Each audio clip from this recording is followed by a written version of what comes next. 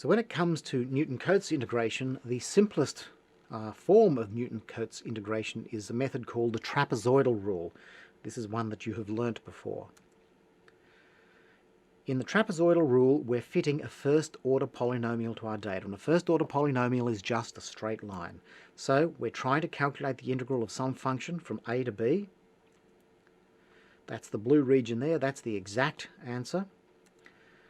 We have our function values f of a and f of b, and we can fit a straight line between these 2 points. If we approximate the integral using the area of this trapezoid, and that's the red shape there, it's easy to show that that integral, or the approximate integral, is equal to b minus a, that's the width of this interval, multiplied by the sum of these two function values divided by 2. That's the area of a trapezoid. And the error, and here the error is this blue region that's still sticking out the top there, can be shown to be equal to negative 1/12 times the second derivative of our function evaluated at some point across the interval, multiplied by the width of the interval cubed. That's the fundamental error in the trapezoidal rule for just one segment. How bad can these errors be using the trapezoidal rule? Well, let's imagine we have a function that looks like that figure on the right, and our 2 points happen to be down there, so quite low on the function. The trapezoidal rule will suggest that the area, the integral of this function, is equal to that red shaded region there, but in actual fact it misses out on a large range of the data. So here the error is pretty bad, and in actual fact it's bigger than our estimate of the integral. So the error can be bad with the trapezoidal rule. So that blue region here is known as the truncation error. And that truncation error scales like the width of the interval cubed. Perhaps instead of doing it this integral with one interval, we could do it with 2 intervals. So in other words, we split our domain into 2 parts. We calculate the function value, or measure the function value at the middle, and we fit 2 trapezoids. That looks like it's going to give us a better answer. The integral now is approximated by the sum of integral 1 and integral 2.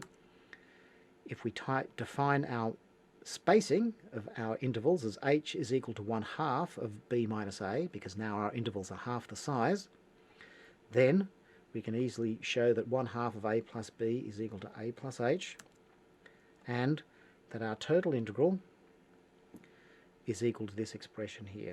And we can simplify that just by collecting like terms as the integral is approximately equal to h on 2 plus the function value at a plus twice the function value at a plus h plus the function value at b. So why stop at 2 intervals? Maybe we should go to 4 intervals. So now we define an interval spacing of h is equal to x4 minus x0 divided by 4. We've replaced a and b now with x4 and 0, or rather x0 and x4. And our schematic looks a little bit like this, where x0 down here, this is what we used to call a, x4 is up here, we're now calling that b. We have 4 intervals where we have used the trapezoidal rule for each one of them, so the total integral is just equal to I1 plus I2 plus I3 plus I4.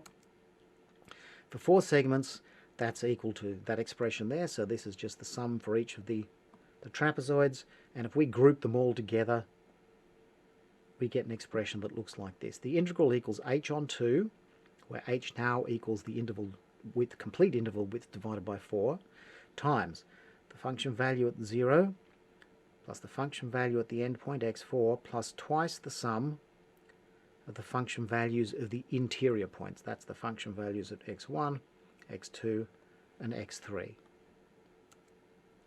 So hopefully you can see a general pattern emerging. If we have n equal segments over the range of x0 to xn, in other words we have n plus 1 points, so we always have to have one less segment, then h is equal to xn minus x0 divided by n. We calculate function values at each of these points. We calculate an integral for each of the trapezoids individually, then we sum them all up, And the composite trapezoidal rule is written by this formula here. I is equal to h on 2 times the function value at the first point, that's x0, plus the function value at the last point, that's xn, plus twice the sum of the function values at all of the interior points. That's the composite trapezoidal rule.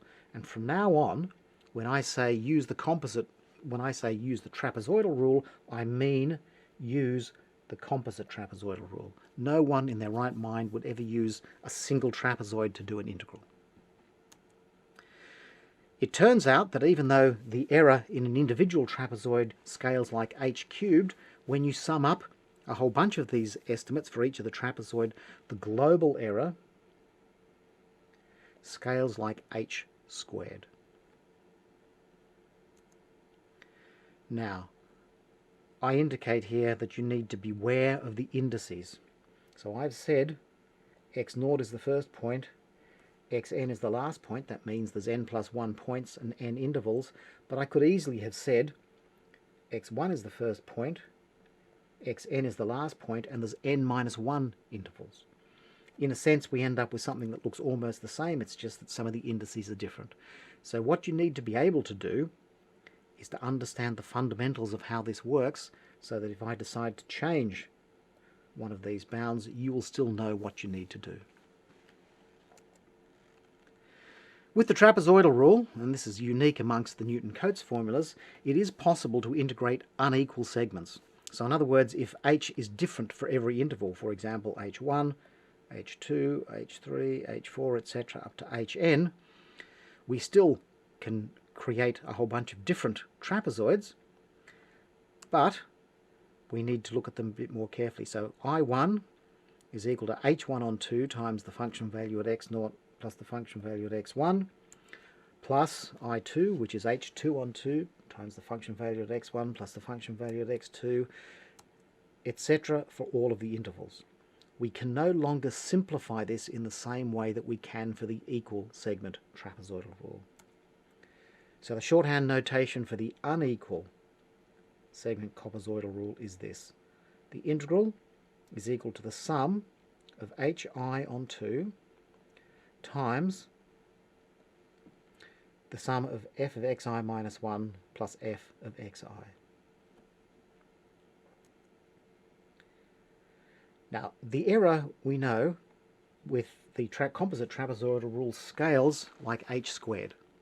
So as h gets smaller, the truncation error gets smaller. But eventually, what will happen? The error will begin to get bigger again. And so this is a little bit interesting. So as h gets smaller, we're moving down in this direction on this plot, and we've got the error up here and the step size across here. And the truncation error gets smaller. However, as h gets smaller, the number of steps increases. So we're doing more computational arithmetic. And as a consequence, the round-off error gets bigger. And there will come a point at which these two curves cross. And eventually, the error will increase as h decreases. So there comes a point when it no longer makes sense to increase the number of steps.